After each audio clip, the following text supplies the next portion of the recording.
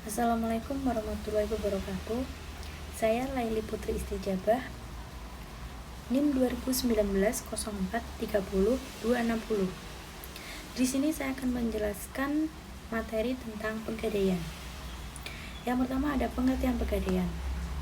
Pegadaian merupakan sebuah BUMN di Indonesia yang kegiatannya dalam bidang jasa penyaluran kredit untuk masyarakat atau yang sering disebut dengan kegiatan usaha gadai. Sedangkan gadai sendiri merupakan sebuah kegiatan yang meminjamkan barang berharganya kepada pihak tertentu. Hal ini dilakukan agar memperoleh sejumlah uang dan barang yang dipinjamkan akan ditebus kembali sesuai dengan pinjaman yang telah dilakukan antara nasabah dengan lembaga gadai. Berikut tujuan dari pegadaian ada 3. Yang pertama, untuk melaksanakan dan menunjang sebuah kebijaksanaan dan program pemerintah di bidang ekonomi dan di bidang pembangunan nasional yang melalui penyaluran pinjaman atas dasar hukum gadai. Yang kedua, untuk mencegah timbulnya praktik ijon, pegadaian gelap, riba, dan pinjaman tak wajar lainnya. Yang ketiga, agar menyediakan dana dengan cara yang sederhana pada masyarakat luas, terutama bagi kalangan menengah ke bawah untuk konsumsi dan produksi. Selanjutnya, fungsi pegadaian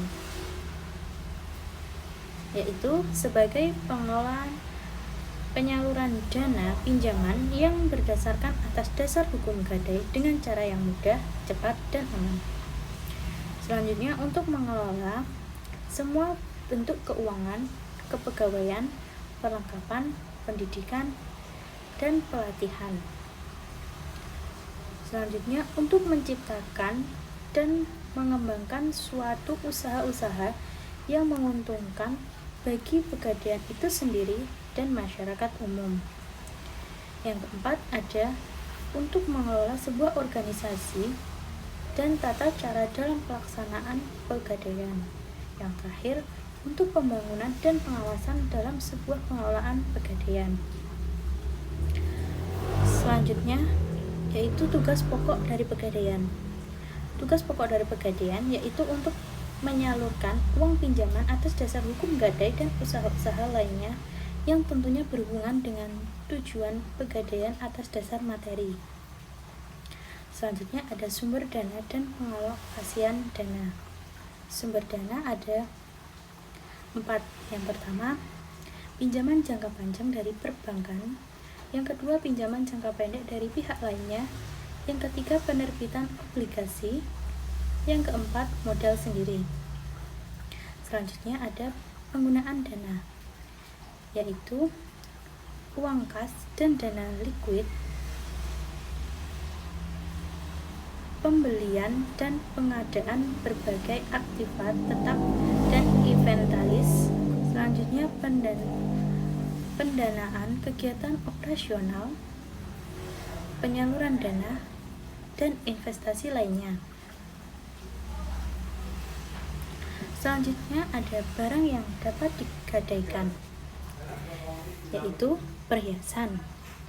Perhiasan yang terbuat dari emas, perak, platina, intan, dan mutiara. Mobil, sepeda motor, sepeda, barang elektronik, barang rumah tangga, perlengkapan dapur dan perlengkapan makan, mesin-mesin, tekstil, dan barang yang dianggap bernilai oleh pegadaian.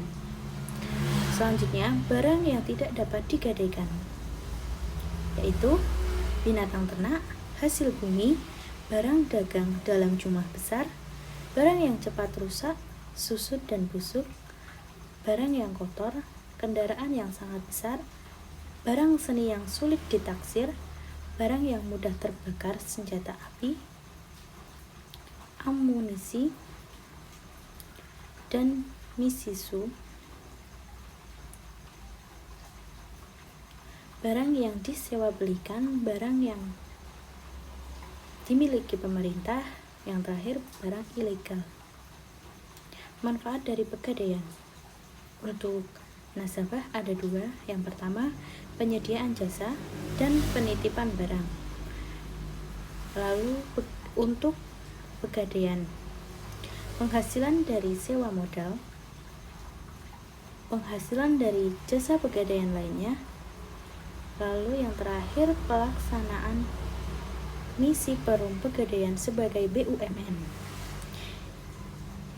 Yang terakhir, laba yang diperoleh digunakan untuk dana pembangunan sebesar 55%, cadangan umum sebesar 20%, cadangan tujuan sebesar 5%, dana sosial sebesar 20%. Lalu jenis-jenis pegadaian. Yang pertama, pegadaian konvensional. Jenis pegadaian ini merupakan suatu lembaga pemerintah yang memberikan uang pinjaman terhadap nasabah atas dasar hukum gadai. Pegadaian konvensional sudah tersebar ke semua pedesaan. Namun jenis pegadaian ini masih menggunakan sebuah sistem percatatan manual dengan menggunakan sistem bunga dan tarif jasa simpannya yang cukup besar.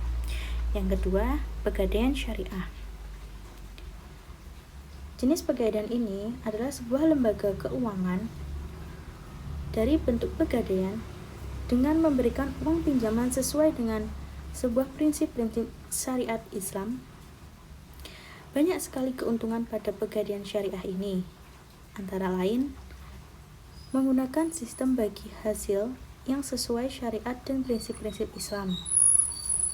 Tarif jasa simpan uang tidak terlalu besar dan pada biaya administrasinya sangat kecil. Tetapi pegadaian syariah ini dalam pencatatan juga masih manual. Selanjutnya, pegadaian syariah rahan. Pengertiannya secara etimologis, rahan adalah tetap dan lama, sedangkan al-habsu berarti penahanan terhadap suatu barang tersebut. Sedangkan menurut Sabik, rahan adalah menjadikan barang yang mempunyai nilai harta menurut pandangan syariah sebagai jaminan hutang, sehingga orang yang bersangkutan diperbolehkan mengambil sebagian manfaat dari barang tersebut.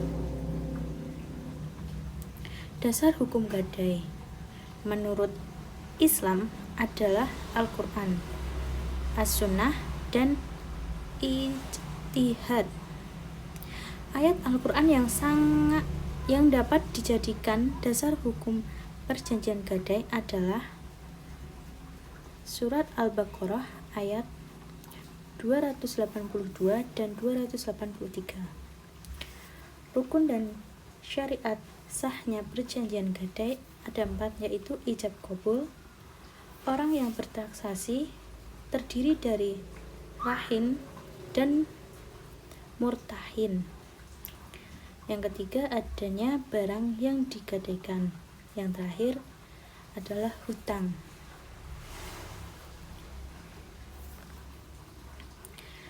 Perbedaan rahan dan gadai. Rahan menurut hukum Islam dasar tolong-menolong tanpa mencari keuntungan. Sedangkan gadai dasar tolong-menolong juga menarik bunga. Rahan berlaku pada semua harta, sedangkan gadai berlaku untuk barang bergerak. Rahan tak mengambil istilah bunga uang, namun gadai mengenai bunga uang. Rahan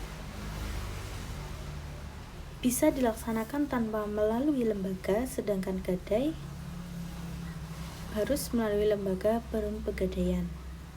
Terima kasih. Sekian dari saya, kurang lebihnya mohon maaf.